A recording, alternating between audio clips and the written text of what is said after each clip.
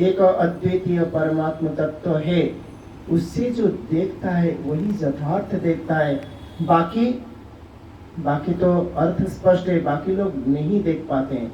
आंख होते हुए भी स्पष्ट वो देख नहीं पाते हैं। विमूढ़ा नानुपश्यन्ति पश्यन्ति ज्ञान चक्षुषः, जो जिनके बुद्धि मोहग्रस्त है, जो हिता उचित अनुचित सत्य असत्य का भेद नहीं जानते हैं, विवेक बुद्धि जिनको प्राप्त नहीं हुई है सद्गुरु और सत्शास्त्र से, वे इसे समझ नहीं पाते हैं। और जो समझदार हैं वो देखते हैं कि एक ही तत्व मात्र भिन्न भिन्न रूपों में विराजमान है, उससे भिन्न दूसरा कुछ भी नहीं।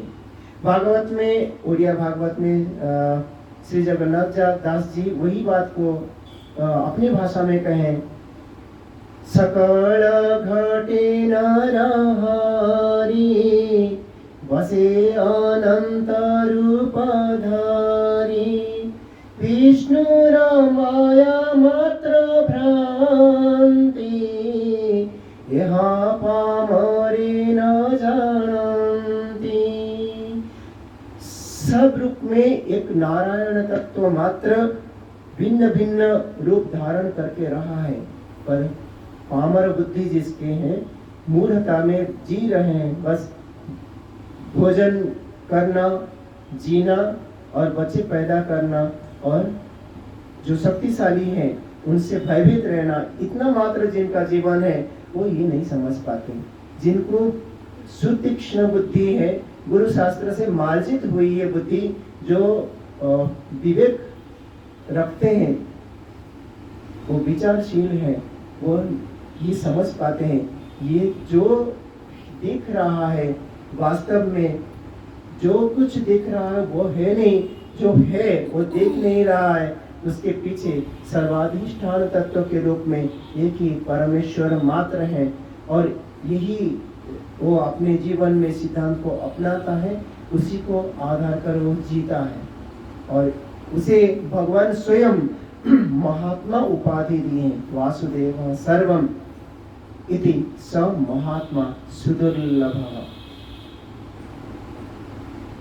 हम यूनिवर्सिटी के सर्टिफिकेट्स लेके, कागज के टुकड़ों को लेके हम अपना जो डिग्री को बताते हैं, पर ये डिग्री भगवान स्वयं दे रहे हैं। महात्मा किसे महात्मा उपाधि दे रहे हैं? जो सब कुछ एक वासुदेव तत्व मात्र है इस रूप में जानता है, और अत्यंत दुर्लभ होता है।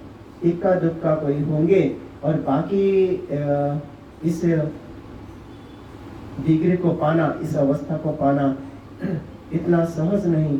उसके लिए कोई गुरु चाहिए, मूर्धन्य आचार्य चाहिए, जिनके शरण में रहकर, उनके अनुशासन में रहकर ये विचारशील हो, उसकी बुद्धि सुतीक्ष्ण बुद्धि हो। दृश्यते त्वग्रया बुद्ध्या सूक्ष्मया सूक्ष्मदर्शी भी। कठश्रुति कहती है कि वो दिखता है परमात्मा। कौन कहता है परमात्मा दिखता नहीं? दिखता है, पर कैसे?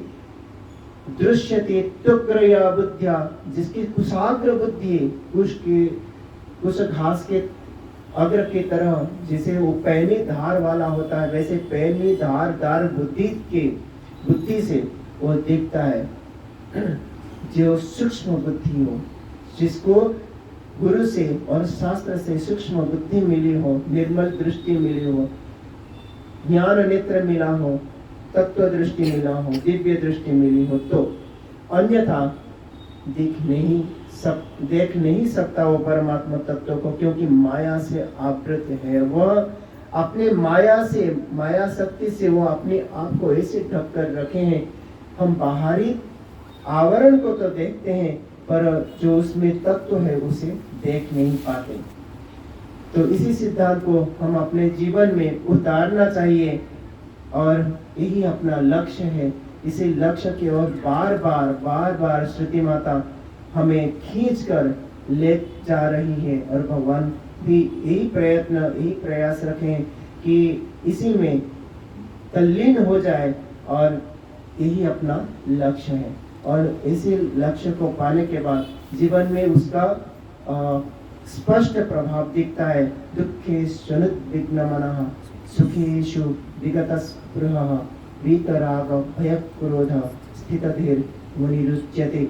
जो मननशील मुनि अर्थात मननशील है, जो निरंतर मनन करता है इसी तत्व का अनुशीलन करता है, वह वीत राग भय क्रोध, सारे राग आसक्ति भय क्रोध अर्थात जितने भी मानसिक विकार हैं उस सब से मुक्त हो जाता है और निश्चिंत निर्द्वंद्व और स्थिर बुद्धि हो जाता है, जिसे स्थित प्रज्ञ कहते हैं। दुख में वो विचलित नहीं होता, सुख से नाच कूद नहीं करता, शांत रहता है। जैसे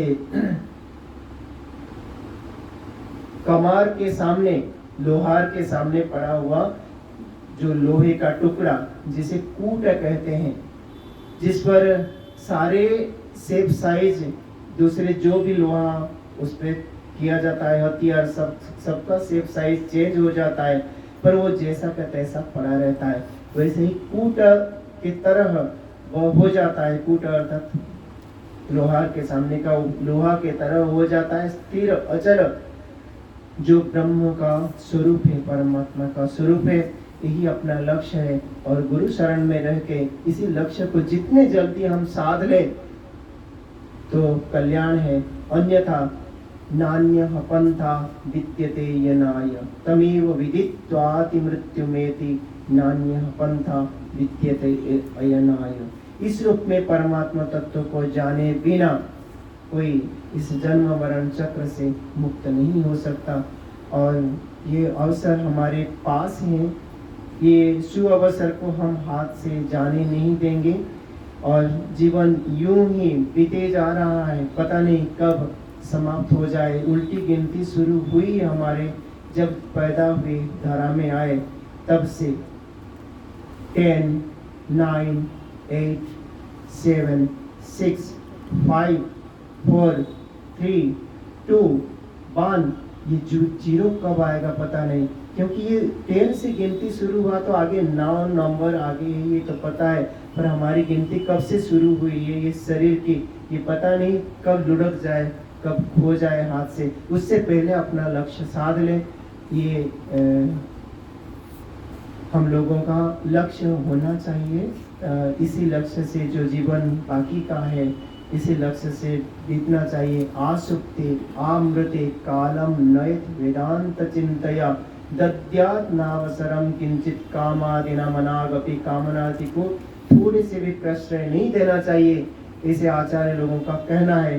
आंख खुले तब से जब तक रात को नींद ना लगे तब तक, और गुरु से ज्ञान मिला तब से आमृते मरण पर्यंत ये वेदांत का चिंतन अविरत तैल धारावत होना चाहिए। तेल के धारा जैसे हम डालते हैं तो हम स्तंभाकार में गिरता है, वैसा होना चाहिए।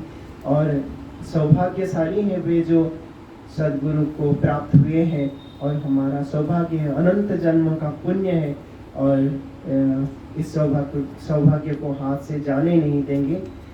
और गुरुदेव को के पास ये निवेदन है, और आगे गुरुदेव आशीर्वचन से हमें आप्यायित करेंगे। ओम नमो नमः।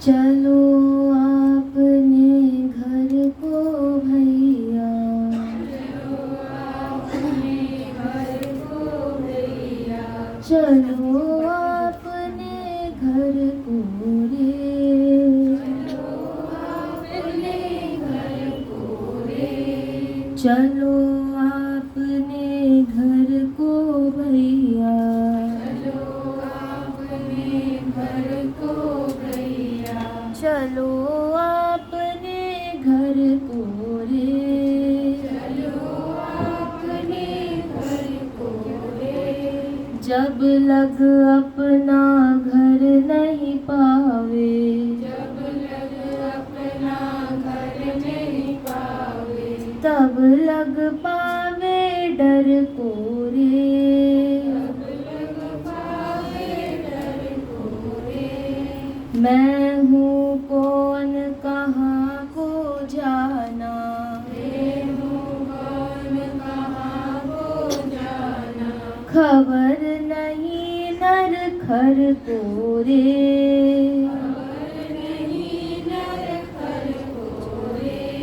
चलो आपने घर को भैया,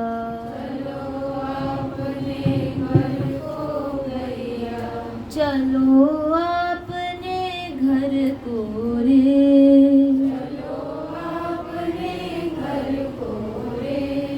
जब लग अपना घर नहीं पावे, जब लग अपना घर नहीं पावे, कब लग पावे डर को रे, तब लग पावे डर को रे। मैं हूँ कौन कहाँ को जाना,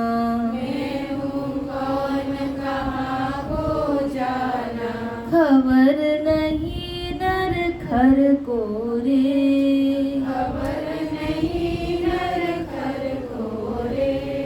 मैं हूँ कौन कहाँ को जाना, मैं हूँ कौन कहाँ को जाना, खबर नहीं नर खर को रे, खबर नहीं नर खर को रे। चार धाम और तीरथ को, चार धाम और 68 तीरथ, खोवत जीवन धन को रे,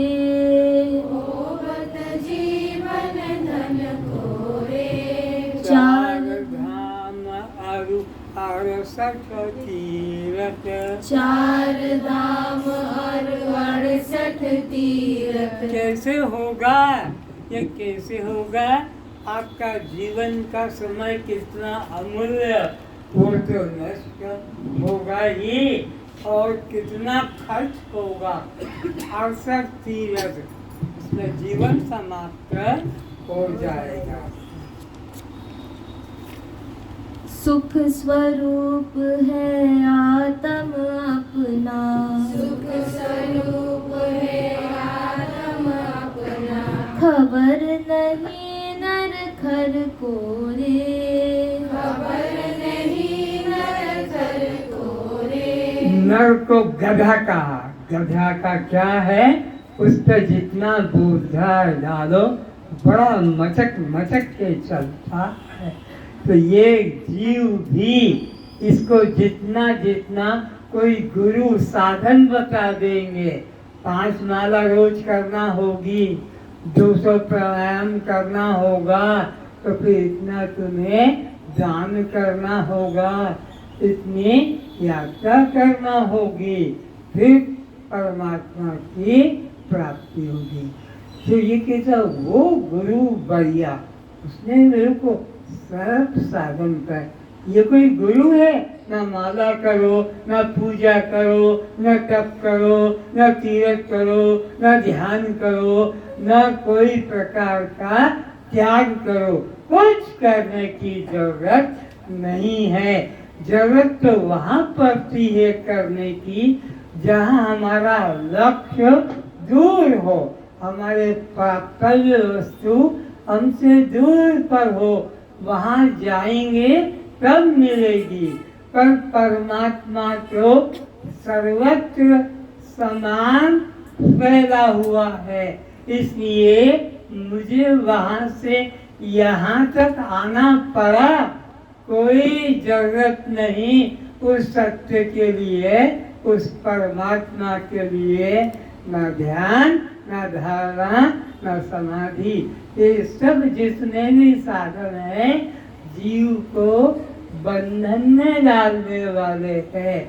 अपनी जो सहज मुक्ति थी उससे दूर करने वाले। इसलिए सब याद रखो, सब याद रखो, परमात्मा के लिए कुछ भी करना बाकी है, तब वह संसार की वस्तु आपको मिलती है। वो भी कोई भरोसा नहीं कि मिल जाए, पर संसार की वस्तु को पाने के लिए कोशिश करना पड़ती है। पर परमात्मा आत्मा पाने वाली वस्तु, अगर वो पाने वाली वस्तु होती तो तुम जन्म से निकलते ही मर जाते, गर्भ से निकलते ही मर जाते। तुम हॉस्पिटल में थे, तुम घर में थे और तुम पेट से बाहर निकलते ही मरे मुर्दे पाए जाते। लेकिन जिंदा क्यों निकले? कि परमात्मा साथ में था।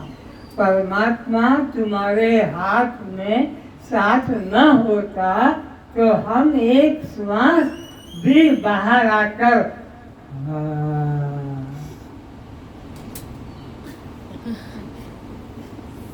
इतना भी नहीं हो पाता। लेकिन आज 25, 30, 40, 50 साल, 60 साल, 80 साल हो रहे हैं, ये कौन श्वास चला रहा है? विचार करो, अंदर की तरफ श्वास और बाहर की तरफ श्वास का ये आना जाना ये कौन कर रहा है? आपका पिता, आपकी माता, आपके बेटे। देखिए ना ना, ये सब के सब काम उस एक अद्वितीय सर्वव्यापक सत्ता से हो रहे हैं। तो ये मनुष्य गधा बन गया है, बोझा लाद लाद के। सुबह उठते से ही ये धंधा चालू कर देता है। नहा लो, फिर तुलसी में जल चढ़ाओ, फिर सूरज को जल चढ़ाओ, तो फिर कहीं परिक्रमा करो, तो कहीं मंदिर जाओ, तो फिर कुछ और रामायण गीता के पन्ने पढ़ लो। और ये गीता रामायण वेद उपनिषद के पन्नों को पलटने से क्या होने वाला है, क्या मिलने वाला है? और आज तक क्या तुमने कम किया? बहुत किया। तो ये शास्त्रों के पन्ने पढ़ने से कुछ भी मिलने वाला नहीं है। और मंत्र पूजा पाठ से भी कुछ मिलने वाला जानने की बात है, तो करने की बात है, तो अनुभव करने की कि जिस जिसको मेरा कह देता हूँ वह मैं कभी नहीं, वह मैं कभी नहीं। मेरा भगवान भी कह दिया तो वो व्यर्थ हो गया भगवान। मेरा जो कुछ भी तुमने कहा सब व्यर्थ।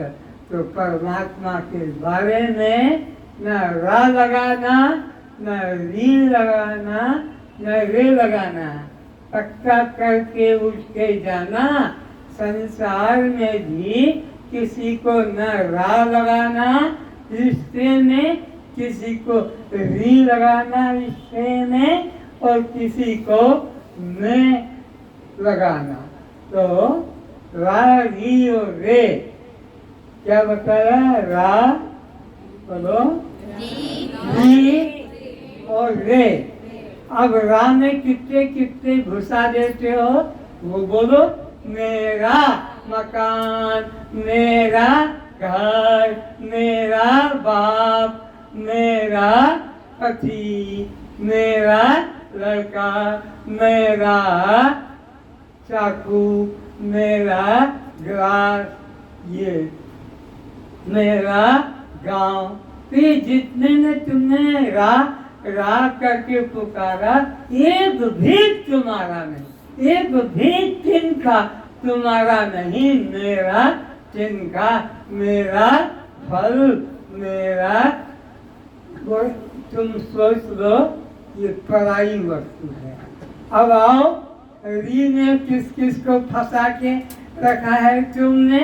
एक भी मेरी लड़की, मेरी पत्नी, मेरी गाड़ी, मेरी लाड़ी, मेरी पारी, मेरी।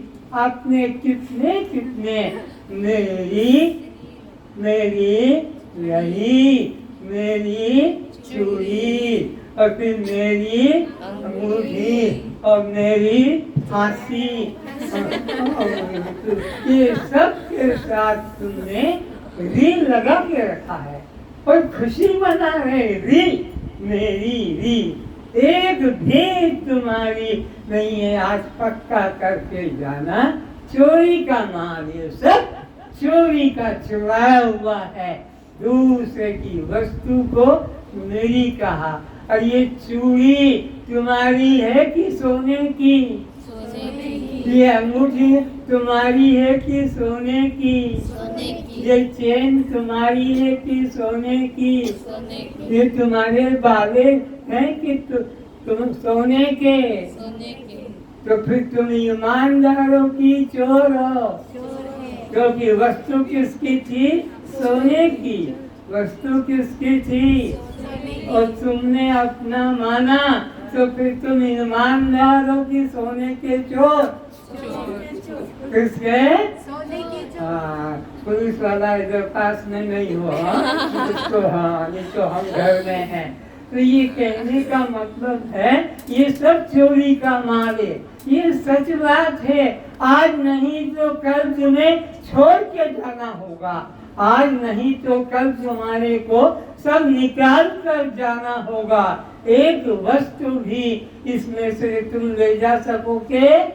बोलो नहीं। तो क्यों? चोरी का माल है। तुम्हारा होता तो छोड़ दे। तो इसलिए अब रे को देखो, कितने लोगों को रे ने फंसाया है। बोलो जल्दी जल्दी। मेरे पिता, मेरे मित्र, मेरे मकान, मेरे दोस्त, मेरे संसार के सामान, ये सब तुम्हारे हैं, तुम्हारा एक भी नहीं।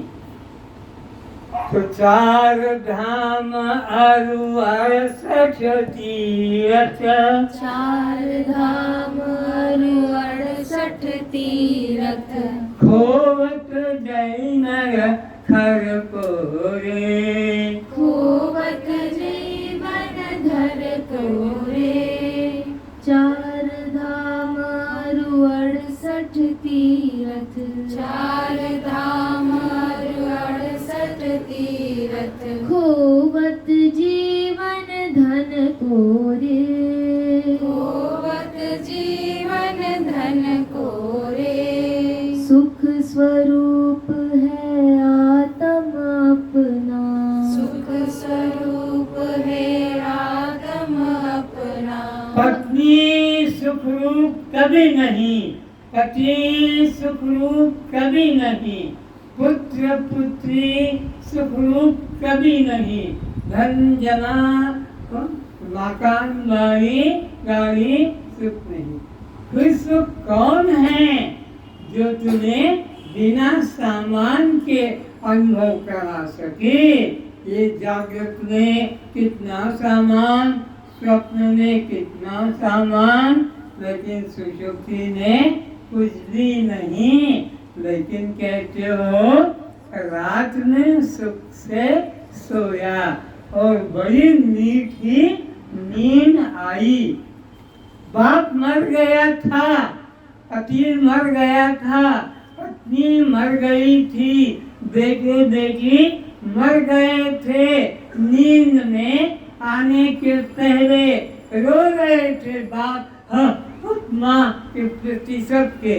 लेकिन जब गहरी नींद से उठते हैं तो क्या कहते? बहुत मीठी नींद। ये रसगुल्ला पेड़ा बर्फी मुख में था गहरी नींद में, न पति का इसमें, न पत्नी का, न पुत्र का, न पुत्र किसी एक पैसे का भी इसमें नहीं था।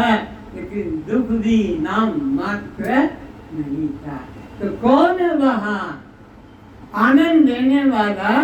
कौन है वहाँ? पिता माता पति पत्नी धन संपत्ति पद प्रतिष्ठा नौकर कुछ भी नहीं था।